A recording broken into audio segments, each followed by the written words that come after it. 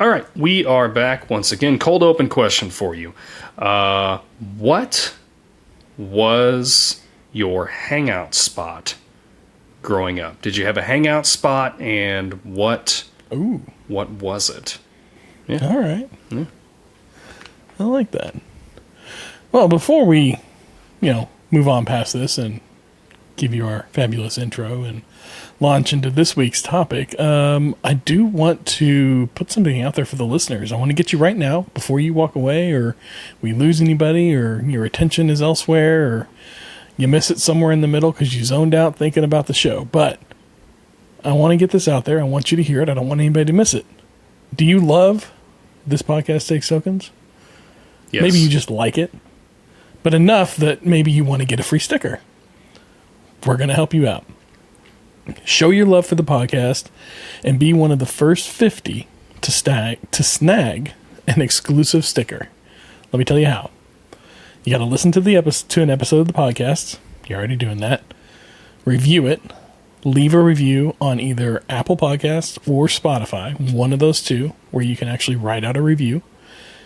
Capture your review. Do a screen grab, screenshot, capture that review, and then send us an email with your screenshot and your mailing address to thispodcasttakestokens@gmail.com. It's in the show notes.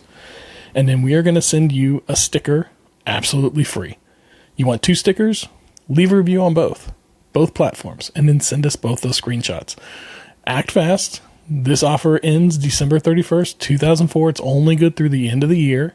And email us as soon as you post that review to ensure that you get credit for it, because there's only going to be credit given for each review. We will not give double credits. So if somebody else claims your review before you do, I'm sorry. That's just the way that goes. But remember, 1 sticker per unique review on Apple Podcasts or Spotify. And get to listening, reviewing, and sticker collecting. I got to tell you guys, these are collecting, because there are 5 unique designs. Yes, they are good-looking stickers. Very good-looking stickers. Yeah. Yep. All right. All right. See you on the other side. Beautiful intro music.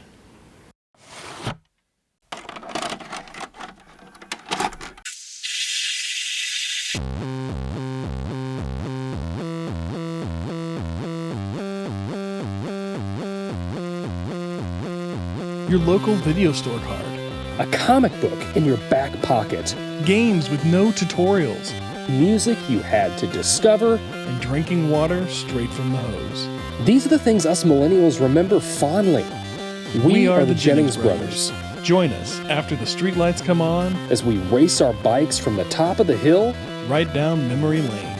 Exchange those quarters, because this podcast takes tokens.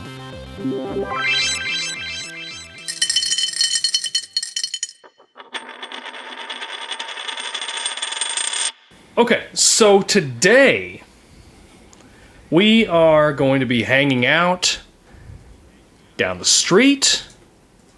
We're going to be doing the same old thing that we did last week. Not a thing to do, Derek, but to talk to you. We're all right. And for our listeners up there in that state, hello, Wisconsin. So we are, of course, going to be talking about that 70s show, one of our favorite television series of all time. Absolutely.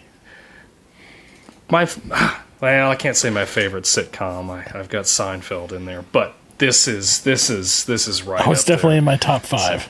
Oh yeah, absolutely. Absolutely. First aired August 23rd, 1998. Aired on Fox back when I feel like Fox had good television shows. I don't know so much about it now. But had a great cast. I think one of the longest running sitcoms they had. Oh yeah, ran for 8 seasons, which is a pretty good length for a sitcom. That's right. Made stars out of a lot of the cast. Of course, we have Topher Grace. Oh yeah. Wilmer Valderrama, Ashton Kutcher. We wouldn't know Ashton Kutcher, I don't think, if we didn't have that 70s show. Mila Kunis, Danny Masterson, which, he's ran into some trouble and he's in jail now. But I can solidly say that this is a situation where I can separate the person from the character, because I really like the character of Hyde, still like the character. Danny Masterson is, he's done some really bad stuff, and I'm not liking him. I'm liking the character of Hyde. Laura Prepon, Deborah Jo Rupp, Don Stark as Bob Pinciotti, and of course, Kurtwood Smith, my favorite TV dad, Red Forman. Oh yeah. I think this might be my favorite TV mom and dad. Yeah. The thing is, with this series, I feel like it was perfectly cast. Like, everybody I feel on there is just cast perfectly. Mila Kunis, you probably know this, but she was 16 when the show started. She lied about her age. 15. Was she 15? She was 14 when she was cast. Wow. She was 15 when it aired. Okay, yeah. Jeez. Yes. Jeez. Yeah. Quite the little lie there. Yes. Yes. That's crazy. And and looking, I went back and rewatched most of the first season. Mm-hmm. And you can, I see it now. With having a teenage daughter of my own, I see, oh yeah, this girl's 14 or 15. She's definitely a few years younger than the rest of the cast. Absolutely. It is obvious now. I didn't notice it at the time, but it is obvious to me now. Mm-hmm. Yeah, I felt the same way, because I've been going back and rewatching this. It's been a while since I've watched it, but I've been going back and checking it out, and yeah, I could totally tell. I'm like, oh man, she looks really, really young, and especially you see her now, and of course, she's 40 or something like that. But 40, but yeah, she's very young in that first episode. I feel like the subsequent seasons, she kind of starts to look a little bit older. Kind of matches the age. I mean, even within the first season, she ages up a bit. Yeah, you can see her; she's growing up before our eyes. Mm-hmm. I think because usually the pilot is filmed a couple months before they actually launch into full production. Yes, and so between the pilot and even the second and third episode, you can see her kind of jumping in age a little bit there, because it's that age, 14, 15, 16. That's whenever you're really going through those spontaneous changes that we all experience as teenagers. Just come out of nowhere. So who was your favorite character? So watching this initially, who was your favorite character, and is it the same character now? That's a very good point to put on it. It does make a difference between watching it originally and then watching it now, as far as who your favorite character was. I think, like most people watching it initially, I identified with Eric the most. Sure. But I mean, that's kind of the way the role was designed, was for he's the if you will, the eyes of the audience. He's the one that we all kind of live vicariously through in this ensemble cast. With that said, I think each one of them had their own individual attributes that you would kind of like. There were certain arcs with Hyde's character that I really enjoyed. Watching him grow and change through the show was very was good. It was fun. It was nice to see. I didn't so much like him in the first season. I thought he was really scuzzy in the first season, and I didn't like the whole thing with him trying to get in with Donna and take Donna for he was just constantly trying to get Donna from Eric, and I really didn't like that. I felt like that's not something a friend would do or should do. And a friend that does that isn't a friend that hangs around very much, or that doesn't stay connected for very long. And the fact that they stayed friends after that is kind of surprising. I mean, for me at least, I know personally I wouldn't stay friends with somebody like that. I couldn't trust somebody like that. And he does the same thing again later with Jackie, kind of. I mean, not really. They're, you know, her Jackie kind of gets with Kelso everybody thing. but Eric. So, yeah, it really does. yeah. But I mean, that's just kind of par for the course on these shows.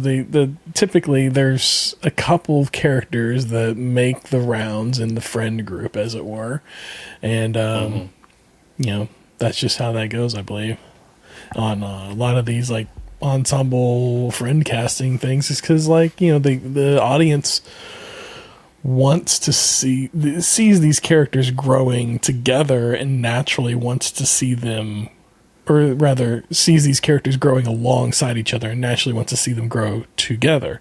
And so that feeds into, I believe, like the writers' rooms and production and stuff like that. And you get producers that are like, hey, you know, we should really put these two characters together, or at least tease it a little bit, because, you know, that's going to build audience intrigue and people are going to want to tune in and see that. And really, if the chemistry isn't right, it just doesn't work, and it kind of weakens the story. Yeah. It kind of weakens the character a bit. Like whenever she ends up hooking up with Fez, it's like, it doesn't work at this point. Like, it worked really good with That Hyde. was a stretch. I don't know why. It really worked with them. Oh, yeah. Yeah. I liked her with Hyde. I thought that was a really good pairing. But yeah, with Fez to me is somebody, he was a character that he always needed an outside woman to be with, because he couldn't be with Donna, he couldn't be with Jackie. Like, I mean, obviously they put him with Jackie, but it seemed forced, because he never seemed like somebody that was going to be in a long-term relationship with somebody. He was too awkward, too kind of weird, I guess, and it always needed to be these really comical flings that he was in. That's how I felt watching it. Yeah, like what's the crazy girl that he dated in like the second season? That was completely played for comedic effect. But really, like whenever he got with Nina, the DMV employee or lead or whatever she was at the DMV, I felt like that was a good pairing. I kind of liked them together. I'm surprised that ended the way it did, but yeah, that was a good one for him, I thought. So you liked Eric, and so watching it now, who's your favorite? 100% Red. Oh, yes. So, yeah. And I think that's a, to me, I'm watching it again as a father now. When I first watched it, I was not a father. You know, I was growing up. I was in high school, or I was, you know, just out of high school and watching it, because this ended the year after I graduated high school, and so I would see everything. Like, Eric was my favorite until he left, and then it was Hyde, but yeah, Red. Like, I'm watching it now, and I'm like there's a lot of things in there that I can relate to with Red. Now, not necessarily, you know, calling my kid a dumbass or something, but you know what I mean? But feeling it sometimes. Yeah. You feel it sometimes. Yeah. You don't necessarily need to articulate it, but we as parents, we're all there. We've been there. He's more boisterous. He has no problem, no qualm expressing how he feels about, you know, whatever the situation is. Because it's not like he's an abusive parent and he's just like outright calling his kids a dumbass. He's motivational with it, is his attempt. But you see him interact with, you know, the neighbor, Don Stark. Bob, thank you. Such a simple name.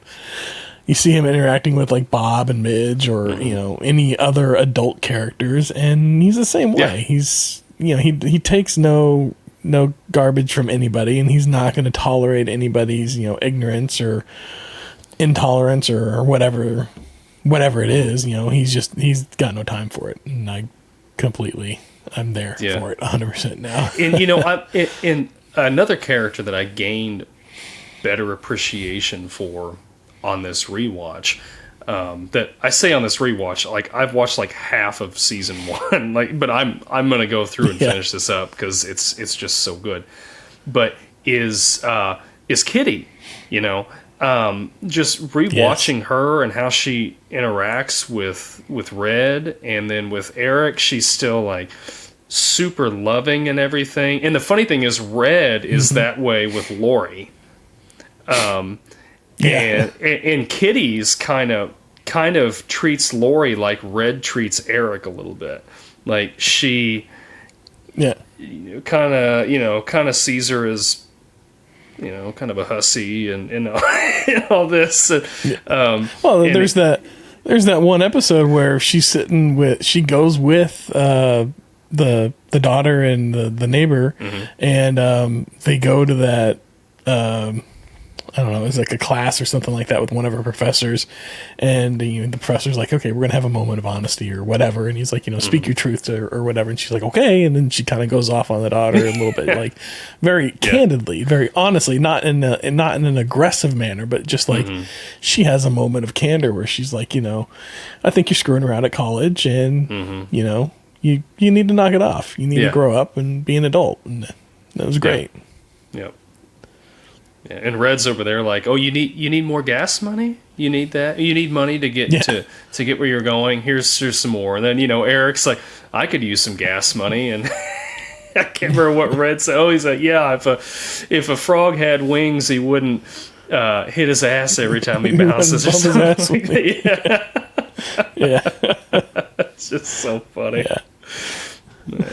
Yeah, the interaction with Red and Eric, I think, is one of the highlights. Yes. So there's that one episode where Kitty is going through menopause, and Eric and Red are trying to like figure out what this is and what this means and everything.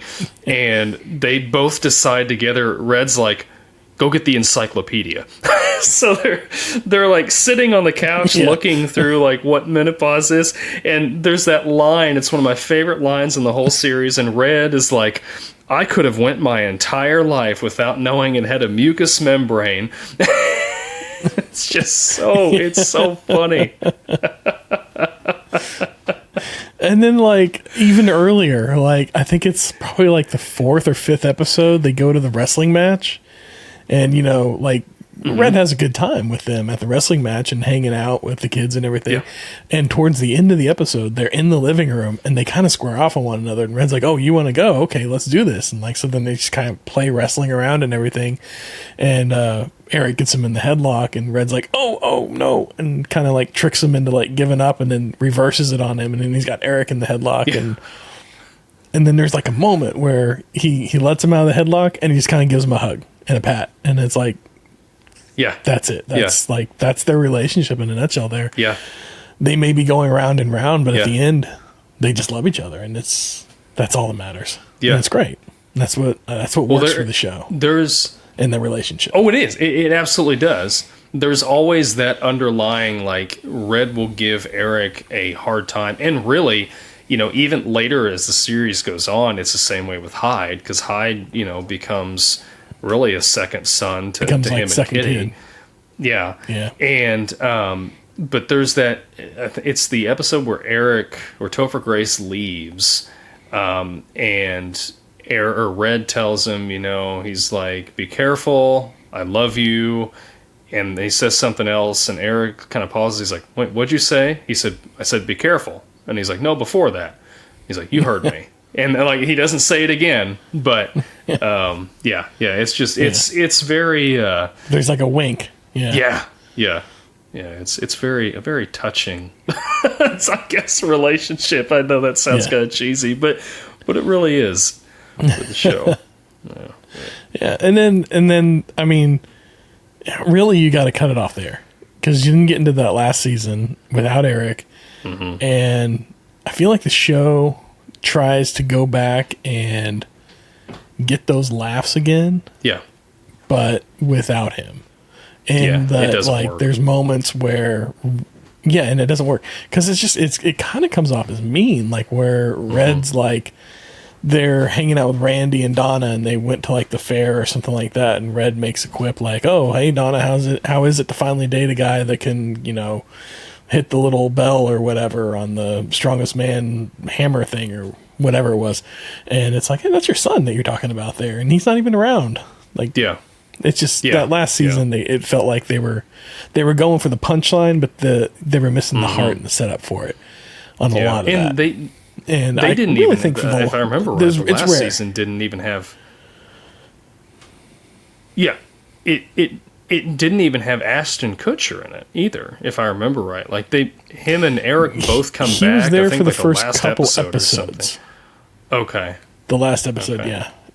yeah, because he was in it for like Eric left the end of the season before, and then Ashton stayed on for I think 3 or 4 episodes to help with the transition, so that they weren't losing two main characters like that instantly. That they kind of had like a fade out with him, and then they both came back for that last episode, which really, I feel like that last season, whenever like an episode or two after Ashton, man, I was just watching this all week and I'm stumbling on their names. After Ashton's character, please help me. Oh, Kelso. Yeah. Kelso, thank you. Jesus, yes. Yeah. After like a couple episodes after Kelso leaves, I feel like you could just skip to the end, then watch like the last episode or two, and the rest of it you're fine not watching. Yeah. And that's kind of sad for, but I mean, like, the rest of it makes up for it so much. It's so good that I'm okay with that. I'm okay with just lobbing off that last little bit and just moving on with our lives, if you will. Yeah. It's something like, and I don't feel like it's not really the fault of any of the other cast. I just think that without Eric and Kelso there's just like, Eric had the heart and Kelso was really just like a comedic just gold mine all the time. And and when you don't have those two, those are like two major pieces of the show, and when you don't have them, like, it's hard for Hyde to like not play off of Kelso, and the stupidity he does, and you don't have that love interest with Donna and Eric going back and forth, and it just, I don't know. It's just all you're right. punchline. No setup, no heart. Yeah. So, but I mean, the first time you watched Ashton Kutcher, and go ahead. Before we move on, Ashton Kutcher and being a good like comedic pillar for this, probably one of the best physical comedy performances I've seen in a very long time. Especially those first few seasons, he's just throwing himself everywhere, launching over the couch. Like whenever Eric's sister came in to visit in town, and he just comes flying through the door and just like almost like smacks into her. He comes in so hard and just stops inches away from her. It's fantastic physical comedy. It very much to me is reminiscent of how Kramer was in Seinfeld. It's very much like, he would always, I mean, not the same character and not the same mannerisms, but it's just the spontaneity of everything is just very, I don't know, that's kind of how I felt with it, and even if it was, I don't know if most of the stuff he did was scripted or not. I would assume a lot of it was, but he played it off like it was genuinely, this is just some random thing that he's doing, and he's just like that scene where he's him and they find that keg, and him and Jackie have that makeout place at a house that's abandoned, and he's telling him like, "Oh, I'm gonna go over here with Jackie and we're gonna make out, and it's this great place, the kids are looking for a place to like have a kegger." And he's like, "It's a great place to, for us to go make out. It's secluded, nobody knows you're there or whatever." And then he leaves, and then everybody looks, like Donna looks at her watch, and they're all kind of counting, and then he like opens it back up. He's like, I got a great idea, guys. And it's just the way that's delivered. It's spot on. Yeah. Yeah. Absolutely. So when you were watching this initially, did you watch it live, or were you introduced to it through reruns or DVDs, or how did you? Oh, I watched it live. I watched it from the pilot episode through probably 2001 live, and then after that I'd catch them whenever they came out on DVD. But yeah, so like for the first few seasons, it was live, or relatively live. Like I would set up the VCR and record it and watch it later that night or the next day or whatever. But yeah, it was all live for sure for me for the first couple seasons. I remember the first episode didn't have the intro theme song to it. No. They didn't put that in until the second one and all the subsequent episodes. Yep. Yeah. And then they even changed it a little interesting. bit as the series went on. Yes. It got a little more, there's a little more instrumental to it and everything. That's one of my questions. Do you prefer the original or whenever they kind of they changed it Oh, I prefer the change. as far as the theme song? Really? Yeah. I prefer the original. Do I think ya? the original Do ya? sounded much better. Yeah, I Oh, like yeah. the change. Yeah. Yeah. Okay. Well, to each their own. Yeah, that's right. Yeah. So how about you? When did you start watching it? Yeah, so How did you discover it? I discovered it. There was a public access channel out of Kansas City that was airing reruns of this, and I think like King of Queens and stuff like that. Like from like 9 o'clock at night on the weeknights till like midnight or something. And my stepbrother Luke and we would sit down in the basement, because we both that's our space was the basement, and we would sit down and we started watching that 70s show. Yeah.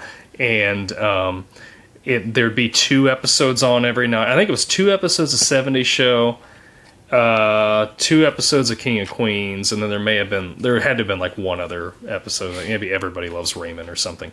But yeah, it was they aired those, and that's how I started watching it. And then I was in high school, and I was at Walmart one day or something, and I would, because we didn't have streaming platforms back then. We didn't have any of that. We just had the video store you would go to. So sometimes I would go to Walmart when I would get my paychecks, and I'd look for movies or whatever. And they had the first 2 seasons. No, they didn't. It was right when the first season came out on DVD. And I was like, oh, I'm going to buy this. And I picked up, every time they released a new season, I'd pick it up when it came out after that. And that's primarily how I watched it. I think the last season I watched live, I'm pretty sure. But yeah, it was always... I came back and I watched the last DVDs. season live. Yeah. And my friends and I I, think we would had- come. They would come over, and we'd watch those DVDs over and over again, because there's nothing else to do. Oh, yeah. In a small town, so there's nothing else That's to do. fantastic. And You can just put it on and yeah, carry on a conversation and come in and out of the show Yeah. and be fine. Yeah, you've seen it 1,000 times. Yeah. That's what this is perfect for. It's great background. I love it for that. Absolutely. yeah, yep. Yeah, I think I got the first, 5, maybe 6 seasons on DVD. And then the last couple I didn't get.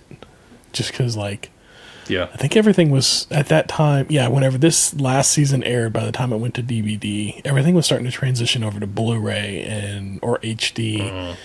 And then all kind of everything went really fast after that. And then suddenly we're in streaming. And so, yeah. I that's around the same time that I stopped picking up new DVDs and stuff too.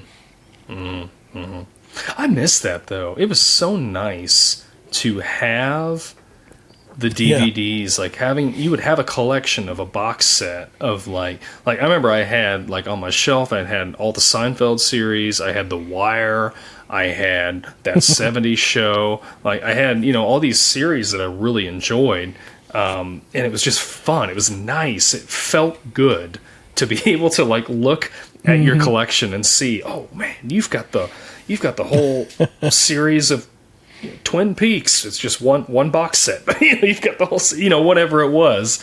Like, I miss that.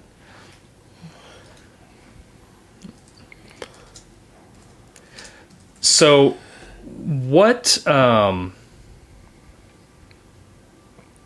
did you ever watch? So we watched that see the? Go right ahead.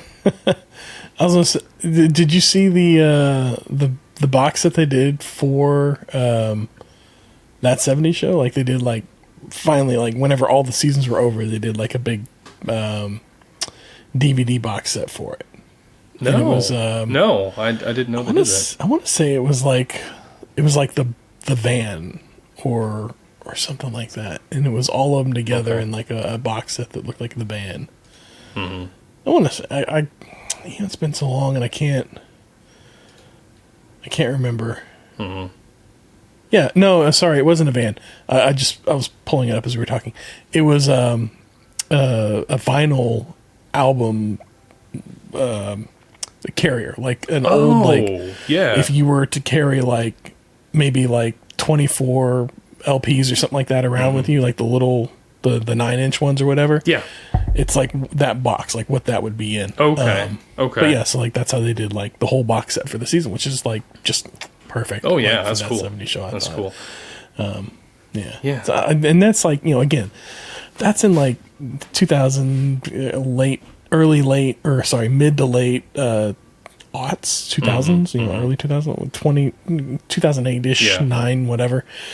Whenever they were doing like some really cool box sets, like right towards the end, like right before like Blu-ray and everything popped on the scene, or right as Blu-ray and HD were popping on the scene, there was a lot of cool like box sets being thrown around, and that was one of them that I always thought was kind of cool.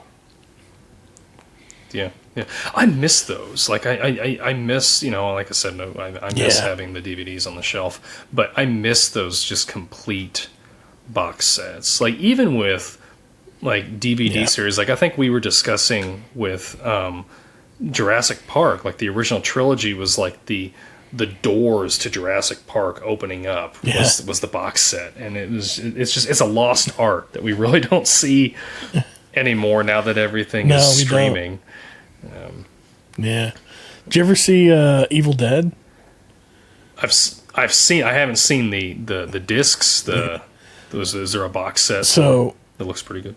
There was for just the original Evil Dead, they had a really cool, like, I don't know, limited edition or collector's edition one or something like that. I guess it's a collector's edition. Okay. DVD set that came out in like 2001, maybe 2002, and it was the Book of the Dead, the Necronomicon, whatever the book was, with the bound skin on it. Yeah. That. It was like bound in like rubber skin as like the DVD case. It was really cool. Like I have seen that. Our cousin Jack had that. Yeah. Oh yeah, that's an awesome one. Yeah. I had it for a while. I don't think I have it anymore. I think I sold it, but that was a really cool one. Yeah. That was my thing. Like I had all the DVDs for that 70s show, and I've since gotten rid of them. And now going back, I'm like, why did I get rid of these? Because they were all they had like every season was a different color, and it looked like very 70s-ish with the lines and the pastels and all that. And now, did you? And they kept it succinct with the theming all the way through. Yes, they did. They did. Yep. Yeah. Now, did you ever watch that 80s show? I've seen it. Have you seen it? I've not. I know it only ran for like 12 or 13 episodes. It's a gem. But I think it aired only like 6 or 7, but I went back and I watched it probably like 10, maybe 15 years ago. I had an acquaintance that had a what was it called again? The online drive box something. Oh yeah. Anyways, he had like an online drive, and he shared access with a bunch of people, and he had a bunch of like stuff that had been ripped off on DVDs or TV or whatever, and that 80s show was in there, and so I pulled it down and I watched all of them and got to see them all, and man, it's pretty rough. It's not. I saw something recently where they were talking about it, and I think it perfectly encapsulates what the problem was, is that they were trying to do an entirely new series, but at the same time copy the original series. And really it should have been one or the other. It should not have been. It should have either been its own wholly independent thing with its own formatting and everything, or they should have done a more direct sequel to the show. Like maybe pulled one or two of the cast members over or something like that, and that might have helped it work a little bit better. But no, have you seen or heard anything about it? I've heard that it's about a bunch of, is it college age kids or is it like just young people, kind of like friends, or they're younger? Okay. And then it takes place in the 80s. They're probably I'd say like right around 20, working in a record store. But yeah.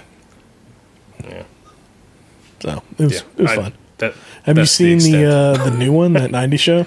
Yeah, I have. I don't know. It's not bad. Yeah. No, it just doesn't. I feel Kitty and Red are great in it, and I love seeing. Yes. I love seeing them again, and then having the throwbacks to different like Bob's in there an episode or two. And, and, every time one of the original cast members come in, you're like, oh, this is fantastic. Yeah. But I don't know. It just doesn't.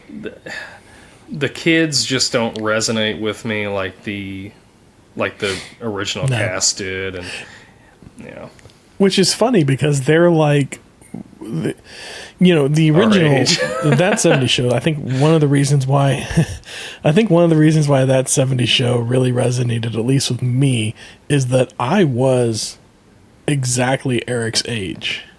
Yeah, within like a year probably, whenever it aired, and so I kind of grew with the character as the character grew, and at the same time, then looking at that 90s show or whatever, all these characters are about the age I would have been in the 90s at that time.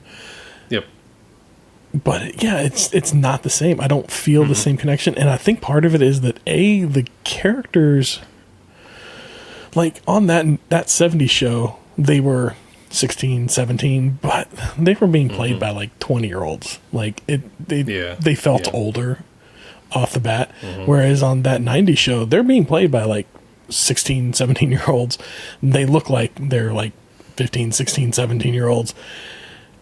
And it feels like I'm watching a show for kids, not for me. It feels like I'm watching something that's geared towards a 15, 16-year-old.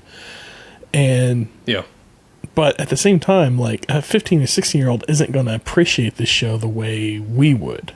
And I feel like that's where they're kind of missing the mark, is they really should have brought Donna and Eric back in and did like a family show with them kind of being at the center of it. And they have kids them now, be and like so on and Red so forth. and Kitty, so to speak. And then and then you could pepper in the rest of the cast. I mean, you could even have them live in Donna's old house, and then you've got Red and Kitty next door, and Bob's then house. they could still. Exactly. Yep. Yeah. But that's the thing that's what I would hope for. But this one's just. Yeah. And I think that's the trap that a lot of these things are falling into now. And this is a trend that I am not really liking a lot. Right now, I feel like there is a lot of push from these entertainment companies, so to speak, TV production companies and movies and stuff like that, they're trying really hard to get money off of our generation by just putting out a sequel to something that we really enjoyed. Nostalgia. And it's nostalgia, and it works. I mean, a lot of people are going to see stuff, but I've gotten to the point with a lot of stuff where I'm just like, okay, I'm like, too much of something is not always good, and Yeah. I don't know. This is something that I kind of feel that way about with that 90s show, as much as I love Kitty and Red in it, because I do think they are great in it. And it's nothing against the cast that's in the show, but I feel like they are trying too hard to make that cast almost be mirror images of the original cast, and it doesn't work with me. It's just kind of like... Yeah. I like the original It's like cast. they took all the cast members and they put them in a blender and spun it around and then spit out this fresh cast that's kind of the same, but not really. Like, the parts aren't right, and it just it does not work right. It just I'm not it doesn't work for me. And it's fine. And I think the other part of it is there are kids, and it's centered around the kid. I'm not a kid. It feels really weird and awkward to watch teen romance whenever you're 40. Yeah. I can watch like that 70s show. They're all teenagers in that show, but I can sit there and I can watch it because I grew up with that. I was that age at that age. So I can look at that and I can be like, oh, this is just like going back in time and hanging out with some friends. This isn't, it's not the same. Yeah. It doesn't have that same creep factor that watching that 90s show has. And that's kind of where I sit with it. Yeah. Did you know there was another spin-off show from that 70s show? No, I did not. What was it? Oh, yeah, there was. It's called, there was a few more unofficial ones, but, we have The Office, came from the UK. Here, they remade it, The Office US version. We have the original in the UK. They did that in reverse. That 70s show went over to the UK, and we have a show called Days Like These. And it is a British remake of that 70s show. So it's set in the 70s. That 70s show. The pilot is basically the same thing, but they kind of like... the characters have different names, but the archetypes are all very much so the same. I haven't seen an episode of it. I've just read like plot descriptions and stuff like that. And from what I can gather, the first episode is basically the same show, and then it kind of like goes off and it follows a more British pop culture or cultural, through line from the 70s. And it's just set in 70s Britain. Yeah. But yeah, so Days Like These came out in 1999. That was their version of it. Interesting. Yeah. Had no idea. Yeah. No idea. Well, with that, we've reached another checkpoint, my friends. Sharing is caring. Reviews help a lot. And keep those tokens ready. Until next time. See you then.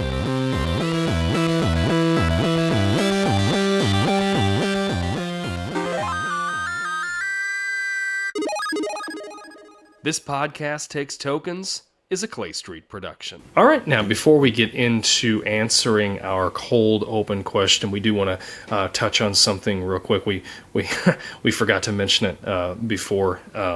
Earlier in the show. So we are, of course, talking about that 70s show series that we love, and we have decided to kind of change our format on this a little bit. When we were doing Lost several episodes ago, it ended up becoming a very long episode, which we didn't mind, and we hope you all didn't either, but for the sake of trying to keep these episodes a little bit more digestible, we decided that next time we talk about, or as we talk about rather, television series, we are going to split them up into 2 episodes, unless, maybe the series is maybe one season or something like that. But anyway, so yeah, after this show, stick with us through next week, and we will be continuing to talk about that 70s show.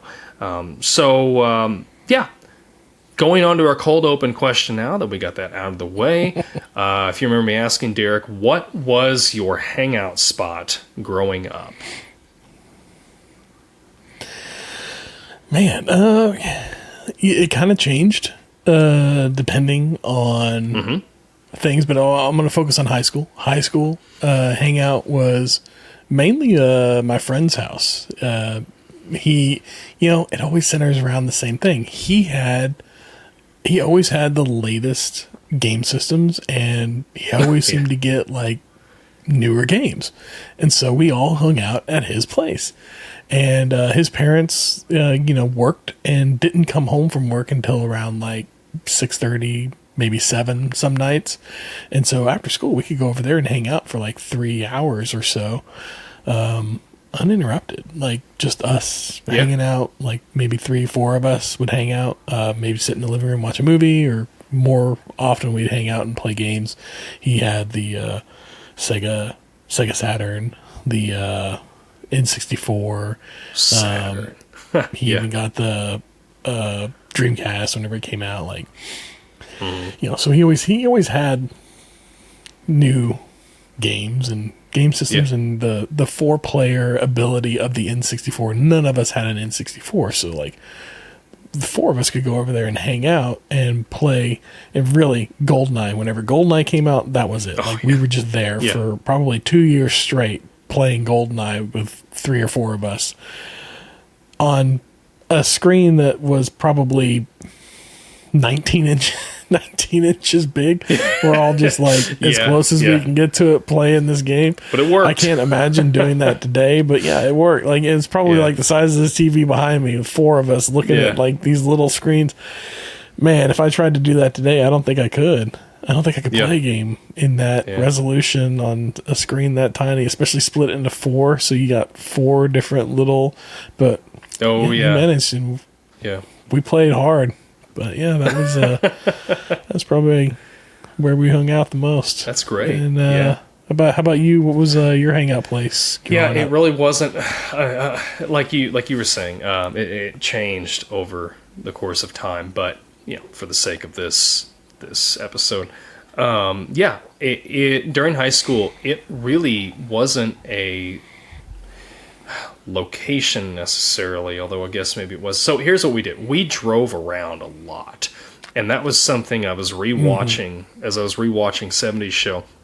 I was watching it with my wife yesterday, and I said, gosh, there was an episode where they were driving around. I can't remember how many episodes are they driving around in, but I looked over her, I'm like, this reminds me so much of when I was in high school. And like we were driving around trying to find people, because we didn't really, some people had cell phones, but like those were like the kids with some money, and so we were driving around trying to find people. You wouldn't know where they were at. And it's one of those things, and I think that's another reason that the show kind of still resonates with me, because I feel like even though that show took place, 20 years before I was in high school in that age.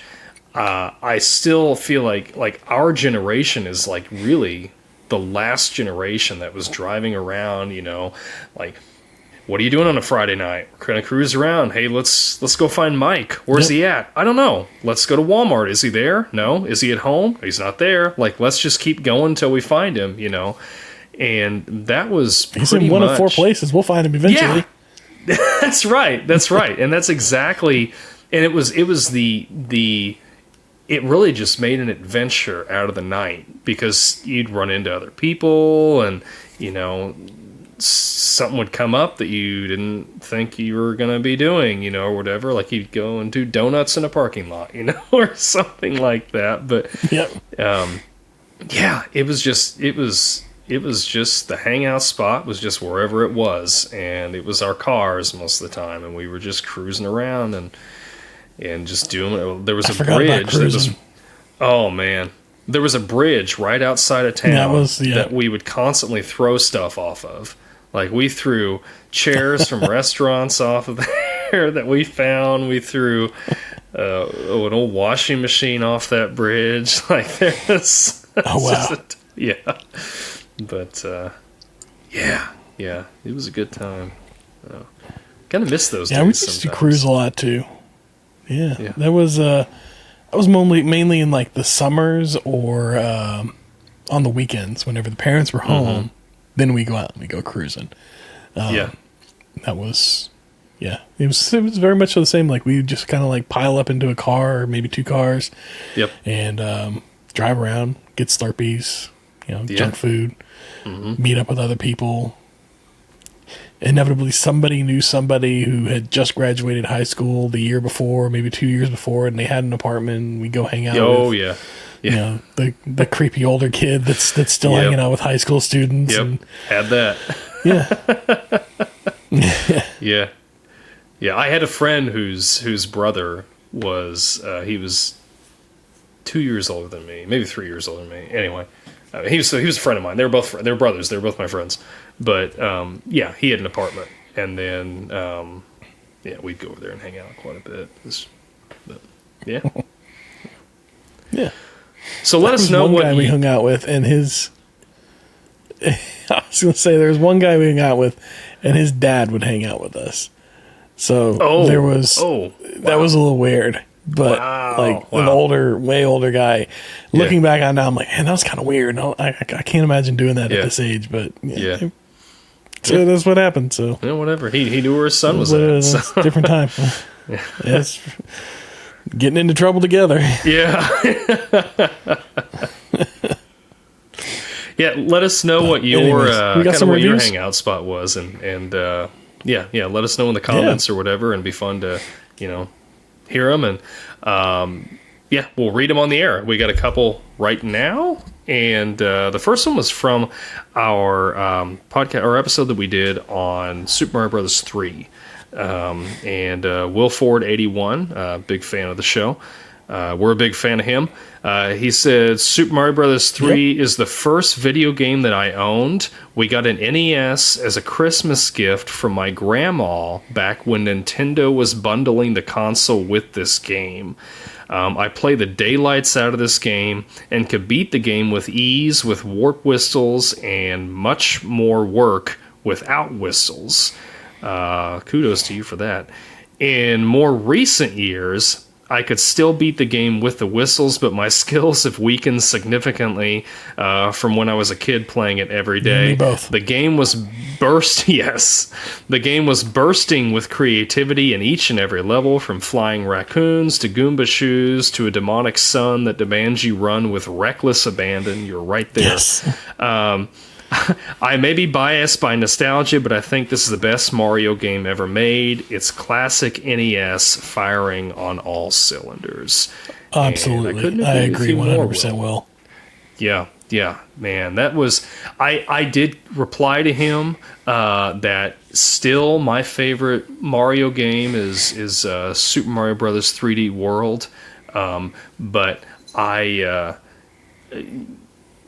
everything that we know from Mario now was really built on that foundation of Super Mario Brothers 3. And absolutely, yes. Yeah. 3 was Mario coming into his own. Yes. That was like they figured it out in 1 and 2, and then 3 came out, and they were like, "This is Mario." Yeah. And that. Yeah. And this is what it's going to be from now on. That is Mario going forward. Yes. Yep. Next comment was from our episode on Metal Gear Solid, which we both enjoyed very much. Recent one. Yes. This is from Dustin Foster, 8489, another fan of the show. If I had the chance to experience any... Oh, here, let me say this again. Our question that we asked, or that I think I posed to you, Derek, was... if you could go back and play any PlayStation 1 game again for the first time, which one would it be? I think we both said Metal Gear. No, you said Metal Gear Solid. I think I said Resident Evil. But anyway, Dustin said, if I had a chance to experience any PS1 game again for the first time, it would be Final Fantasy VII.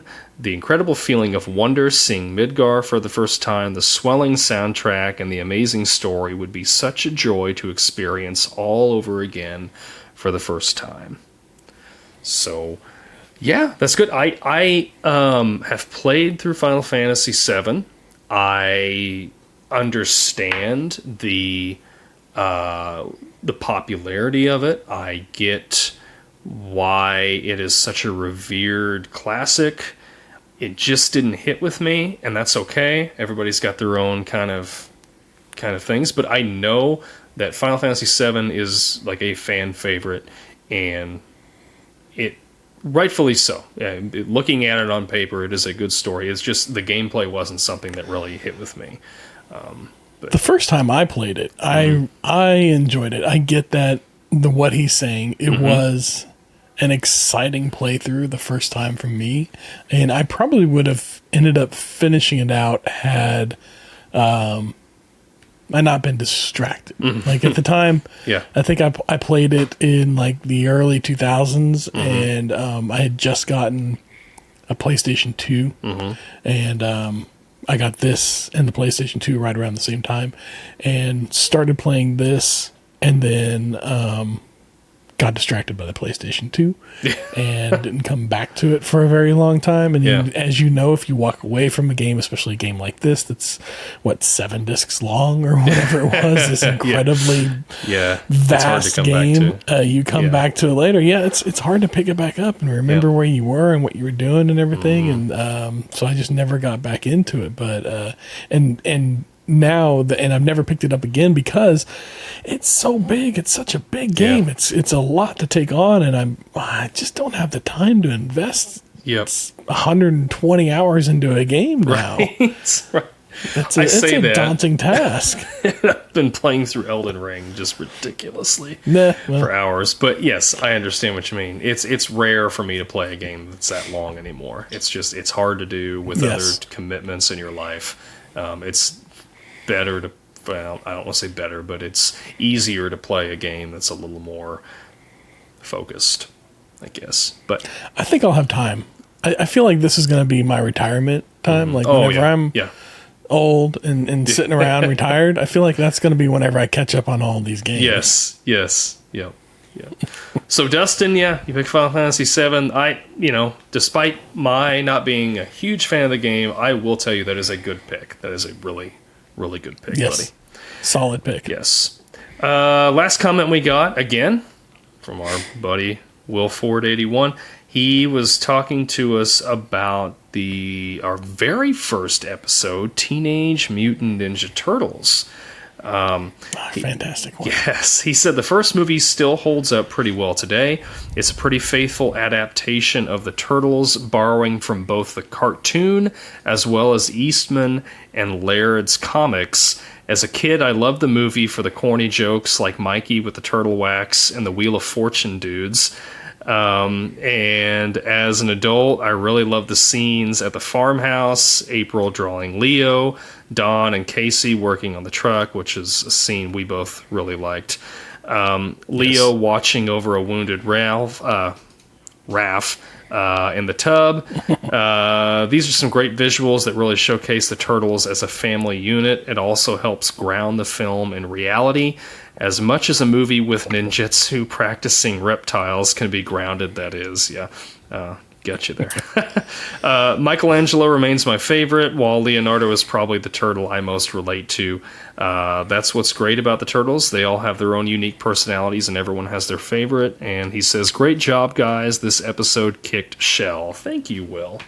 I appreciate that. By the way, he goes on, spoilers, the Turtles kill Shredder in the first issue of the comics. See, I wasn't going to give spoilers, but that's okay. I mean, how the comic's like 30 years old, so I guess if you don't know that by now, that's your fault, not ours. But it's not a spoiler at this point. It's a behind the scenes, if you will, or I don't know what you call that. Yeah. Yeah, we enjoyed that episode. We enjoyed that movie. It was good. We'll have to go back and see if Secret of the Ooze is as good. Does it hold up? Yeah. We'll see. Hey, that might be our anniversary episode. Got vanilla ice in it. It's got to hold up. So. Anyway, that's our comments for today. We love you guys. Appreciate you listening. Like Derek was saying earlier at the beginning of the episode, write us a review and take a screenshot of that. Send us a screenshot. Send us a screenshot. This podcast takes tokens at gmail.com. And first 50, we will get you all stickers sent out. Pretty nice stickers. So next week, we're going to keep talking about that 70s show. And we look forward to seeing you then. Thanks for listening. Thank you.